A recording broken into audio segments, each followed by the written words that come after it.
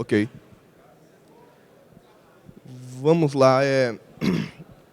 Eu me chamo Leandro, eu trabalho na Matrix Corporation e eu sou responsável pela área de automação, ativação de sistemas e desenvolvimento do sistema que a Matrix usa atualmente. Então, aqui é um pouco sobre mim, do trabalho que eu faço na Matrix nesse tempo. O que eu espero apresentar para vocês nessa palestra é a questão do MikroTik Script, uma ferramenta que está há muitos anos no MikroTik, em todas as versões do RouterOS, e eu quero mostrar exemplos práticos para vocês da forma que pode se adequar a qualquer tipo de cenário e pode reduzir a hora de trabalho que vocês têm em atividades rotineiras, seja para instalar uma CPE num cliente, ou fazer um backup, ou verificar configurações periodicamente. Então, vamos começar. O que eu digo sobre MikroTik Script? O MikroTik Script ele é muito bem documentado na wiki do MikroTik. Então, você tem exemplos práticos e, além de tudo, você tem cada função detalhada, como é que está bem detalhado um if, um while, e isso ajuda muito no desenvolvimento. E para quem já tem o hábito de programar ou tem conceito de script, como um Bash, um PHP, um Python, é muito fácil a migração, porque a sintaxe é muito parecida. O que vai mudar vai estar na wiki. Então, não tem muito segredo neste caso. Além de tudo, o MikroTik Script, junto com o Schedule, ele consome muito baixo processamento apenas por executar. Obviamente, dependendo do que o script vá fazer, ele vai gerar processamento, seja derrubar 1000 clientes PPUs ou só reiniciar o equipamento. Além disso, você consegue integrar o MikroTik Script com outras ferramentas, ou mesmo no RouterOS, quando um PPU de um cliente conecta ou desconecta. Quando eu digo integrar com outras ferramentas, vamos supor que vocês têm um sistema de chamado. O que eu conheço mais com facilidade é o Zendesk, onde um dos canais de abertura é o e-mail. Então, se eu programo com o MikroTik Script mandar um e-mail de determinado recorrência, seja um CCQ baixo, sobrecarga de link, ele vai abrir um chamado no meu sistema e minha equipe técnica vai poder atuar. E isso eu não precisei envolver nenhum servidor, apenas um script no MikroTik. Okay? E, obviamente, tem as políticas de execução. Não é qualquer usuário que pode criar um script que faça alterações indevidas, seja por mau uso ou sem intenção. Então, vamos lá. A tela inicial do MikroTik Script, se você acessar por System Script, é essa, onde você vai ter o owner, que não seria o dono, o nome do script, quantas vezes foi rodado e a última vez que foi rodado. Então, você consegue ter um log bem detalhado do mesmo. E aqui é um System Scheduler, onde você consegue agendar para que ele rode periodicamente sobre datas, horários, períodos, e as políticas de execução também é a mesma, ok? A start date que eu coloco sempre quando eu crio um scheduler é 1º de janeiro de 1970. Quando o MikroTik ele é reiniciado indevidamente, ou um curto de energia, ou mesmo reiniciando, ele volta com essa data sempre default. Então, no pior dos casos, reiniciou, resetou, ele vai ligar com os scripts em pleno funcionamento, porque, segundo ele, vai começar naquele dia a rodar o script. Então, eu considero um bom hábito botar sempre essa data. Ok? Políticas. Um momento. As políticas, como eu já falei previamente, aqui só é uma imagem ilustrando. Ela é bem parecida com a do System User. Cada política tem um motivo específico por ter aí. Essa política que eu marquei são de um usuário full, onde eu posso até escrever como rebootar o equipamento, mudar password, fazer leitura e por aí vai. Dependendo do tipo de script, é interessante reduzir essas políticas para que não tenha mau uso no equipamento. É muito bom manipular. Se a gente for falar de cenário prático, porque a apresentação é para apresentar um recurso útil do MikroTik, seja para quem já usa ou para quem não usa, para abrir a mente e mostrar para vocês a função.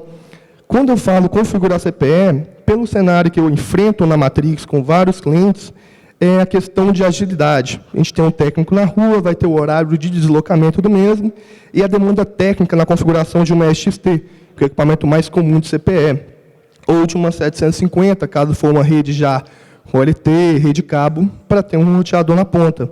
Então, neste caso, as configurações que eu já vejo que são mais defaults são Firewall, caso tenha um rádio, um SXT wireless, e configurações padrões, DHCP, PPPoE-out, um PNP já previamente configurado.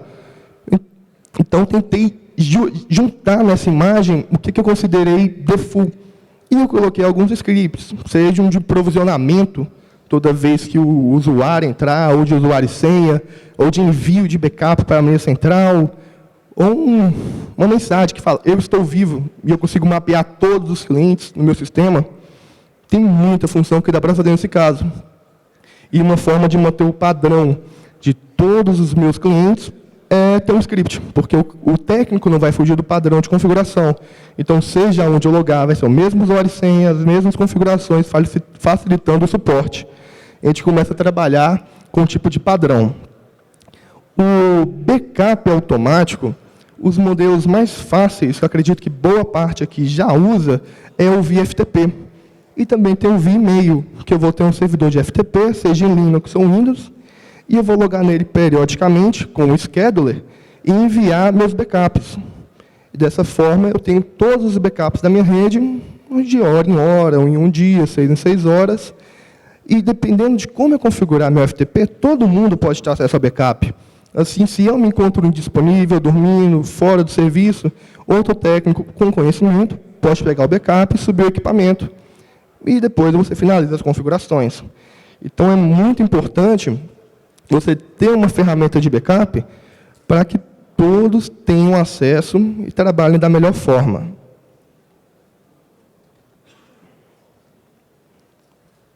Fora a questão do backup, tem a questão de verificar configurações periodicamente. Por exemplo, se vocês usam ou não uma política de firewall de acesso ao equipamento, seja porque tem IP público, seja porque não é para uma determinada rede acessar o equipamento, por exemplo, o cliente não tem que acessar o AP ou alguma coisa, então a classe desse cliente não está liberada na address do firewall. Porém, vamos supor que o técnico de vocês está na casa do cliente, precisa acessar o AP para mudar alguma configuração, estender uma frequência list, ou tirar o NV2 porque não está conectando uma SXT. Aí, então, você libera o firewall tirando a address list ou desabilitando a regra de porta 8291, SSH, Telnet. Porém, muitas vezes o técnico não lembra de habilitar isso aí e você começa a ter brechas de segurança, porque via MAC Telnet você acessa outros dispositivos e cria vulnerabilidade. Então, caso vocês tenham um tipo de script que periodicamente vai deletar todos os usuários e senhas diferentes, além disso, padronizar as regras de firewall de acordo com o escopo pré-definido, e, além de tudo, a interface wireless. Caso um técnico altere e você trabalhe com padrão, ela volta a determinado tempo. Então, você evita a dor de cabeça que você teria na rede. Poxa, quem desabilitou o firewall, quem teve a margem de segurança, quem que despadronizou o wireless, e você consegue ter melhor autonomia. E isso é comprovado. Quando se trabalha em larga escala, o que você consegue agilizar a nível de programação, script, sistema, ajuda muito no final, principalmente quando a gente começa a lidar com pessoas e mais de um técnico mexendo na rede. Além disso, alterações de forma massiva na rede. Isso aqui é um ponto muito importante, que eu acho que é um dos que a gente consegue fazer mais uso do script. Quando a gente começa a falar em número de dispositivos, 1.000, 2.000, 3.000 dispositivos Router OS, é muito difícil imaginar que pessoa por pessoa vai entrar num dispositivo e criar um usuário novo, caso você não use um Regios, ou vai colocar uma classe nova na address list, porque criou um escritório novo, tem que liberar o acesso nos equipamentos. Ou mesmo, você vai remover uma regra de firewall, poxa, a gente não usa mais SSH na rede, a gente desabilitou, mudou a porta, vou desabilitar a regra ou mudar ela. E como você vai fazer isso em larga escala, garantindo que vai rodar em todos os dispositivos? Então, isso é um desafio muito grande. E mesmo se tiver uma pessoa desempenhada, um estagiário, tem a questão da falha humana, que a gente tem que eliminar, porque a rede é uma coisa crítica, não dá para ficar à mercê disso. Então, como funcionaria um script básico para você alterar de forma massiva uma rede? Seria de um dispositivo ou 20 mil dispositivos. Você teria um microtik, periodicamente, de meia em meia hora, uma em uma hora, duas em 2 horas, eu procuro um arquivo no servidor de FTP. Esse servidor de FTP vai me dar um arquivo, eu vou baixar ele e vou executar. Depois eu deleto o arquivo no microtik. Então, toda hora, todos os meus roteadores vão logar no FTP e baixar um arquivo. O arquivo você vai executar. Obviamente, as linhas não podem dar conflito caso a configuração já exista. Então, se eu vou criar um usuário, eu já removo ele antes. Se eu vou criar uma regra, eu já removo ela antes para criar novamente. E, igualmente, já address list. Dessa forma, eu consigo rodar em toda uma rede, com autonomia, e não gasto nenhuma hora de trabalho de nenhum técnico. E tenho certeza que vai rodar. Cenários práticos. Envio de notificação via e-mail. Eu não gosto muito de usar e-mail, porque questão de organização, caixa de entrada, a mercê do servidor de e-mail funcionar, isso é muito ruim. O método mais prático que existe para monitoramento hoje é o SNMP, que é um protocolo feito para isso, onde você consegue diversas informações, algumas mais fáceis, algumas mais difíceis, mas o sistema de monitoramento avança muito facilitando. Então, por mais que exista o SNMP, a gente tem a opção de notificação via e-mail para cenários pequenos. Poxa, se levantar um Zabbix, um NAD, um PRTG do começo, um servidor Linux, ter que mexer com banco de dados, por uma demanda tão simples da sua rede, pode ser que isso aqui resolva. Então, só um momento. Como funcionaria uma notificação via e-mail saindo do microtik? O microtik vai ter um script que vai rodar de tempos em tempos e ele vai verificar uma condição. Que condição seria? Vamos supor um cenário bem prático. O CCQ do meu enlace principal, onde passa toda a minha rede. Se esse CCQ cair, ele me manda um e-mail. Caso a condição do if não se altera, que a CCQ é menor que 70%, ele não faz nada. Então, toda vez que o CCQ estiver baixo, ele vai ficar me alarmando e-mails e e-mails. Isso aí eu só precisei de 2 coisas. Logar no servidor de e-mail e criar um script para verificar o estado do CCQ. Eu falei CCQ, mas tudo é variável no RouterOS. Você consegue usar qualquer tipo de critério, como um gargalo de um link. Poxa, meu link de 100 megas está batendo 90. É importante eu saber. E toda noite eu vou ter o e-mail que está batendo 90 megas para cima. E eu vou saber do gargalo. E, novamente, não envolvi sistema de terceiros. Ok? Quando eu falei na questão de padrão, principalmente de wireless na rede, eu quis mostrar um exemplo para vocês, porque quem trabalha com sistema, desenvolvimento de sistema, sabe que quando você faz um walk no SNMP, ele depende do nome da interface ou do comentário. O ID é único, mas o restante ele varia. Então, vamos supor que eu espero que no 2011 eu tenha da Ether 10 a 11 e uma SFP, vamos supor. E nelas não existe a Ether 5, porque a Ether 5 foi renomeada para Caixa 5, ou para segmento João Pessoa, ou para Belo Horizonte, e eu nunca vou monitorar essa interface. E vai causar erro no meu sistema da forma que eu abordei o monitoramento. Então, em larga escala, cada técnico muda uma interface, eu vou ter um sistema cheio de erros, e quando um cliente for lá na Matrix falar, poxa, eu quero o gráfico da interface 5, como é que eu vou falar para ele que o gráfico não existe porque a interface está diferente? Então, como é que a gente usa o script para facilitar? O objetivo desse script, além de manter o nome padrão da interface, que é o parâmetro de full name do microtik, ele vai garantir que na hora de fazer o troubleshoot da minha rede, eu não tenha que pensar que a Ether 5 foi renomeada para Ether 7, porque o técnico achou que a 5 era a 7 no equipamento. Então, essa tela aqui seria basicamente, bem simples mesmo, como o script funcionaria. No caso, eu tenho um scheduling que eu puxo o script, novamente começando 1º de janeiro de 1970, com as devidas permissões. O owner é meu usuário, Leandro Rocha, e no texto do script, do scheduler, eu só coloco o nome do script. Ele já consegue assemelhar que se esse nome ele existe um script, ele vai rodar esse script. Eu não tive que digitar run script ou system run script. Ele já foi automático.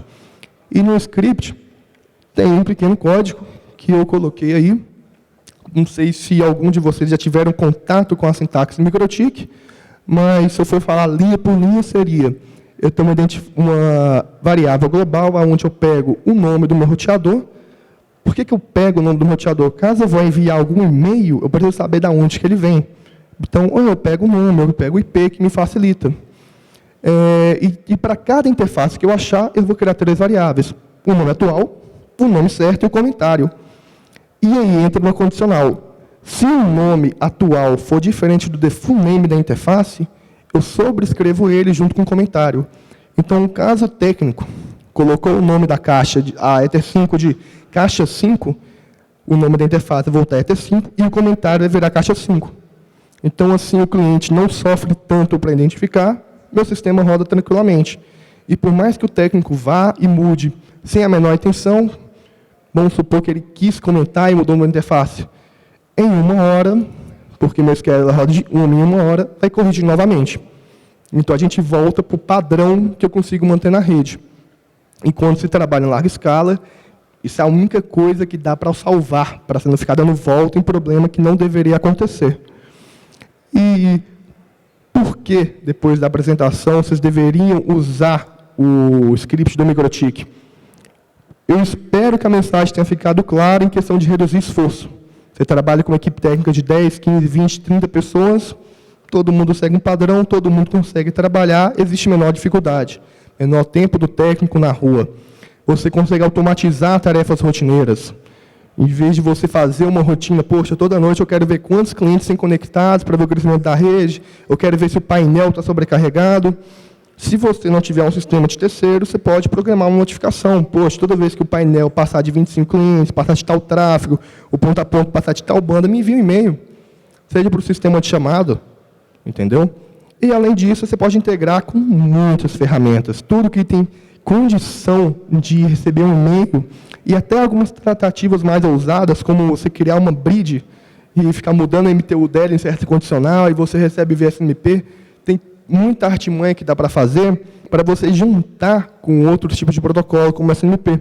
E algumas ferramentas básicas são os Zabbix, o Smart SP, que é de autoria da Matrix, o Nagios, o PRTG e o Zendesk. Lembrando que desses aí, o Zendesk é o único sistema de chamado, o restante é sistema de gestão de redes. Então, a gente não se prende só no sistema de monitoramento, o de chamados para acionar também. Então, isso aí abre muitas portas para o que você vai fazer e necessidade. Um momento. E agora, o nível de dificuldade de um MikroTik script é o mesmo que você fazer um script em PHP, em Bash. Então, o técnico de vocês, no mínimo, tem que ter uma abertura para uma linguagem de programação ou Java. E é muito importante no provedor vocês terem esse tipo de conhecimento. Então, o que eu considero importante? Vocês ter uma empresa de terceiros ou ter alguém dedicado para isso. Porque o ganho dentro da empresa ele é muito visível quando se consegue usar de forma certa. Então, caso vocês não tenham condição, algum técnico que se espere na linguagem de programação para conseguir resolver ou criar scripts, existem empresas de terceiros que façam isso. O importante é que não deixem de usar o recurso. Aqui é minhas informações de contato. Lá em cima, meu e-mail do trabalho, meu telefone. Quem quiser o PowerPoint para ver o texto, ou tirar dúvidas, ou me enviar questões, ou mesmo scripts para revisar, pode me enviar um e-mail diretamente. Quem quiser um contato no WhatsApp, trocar uma ideia, qualquer coisa, ou me procurar aqui depois, pode me procurar também. Enfim, é isso, gente. Muito obrigado.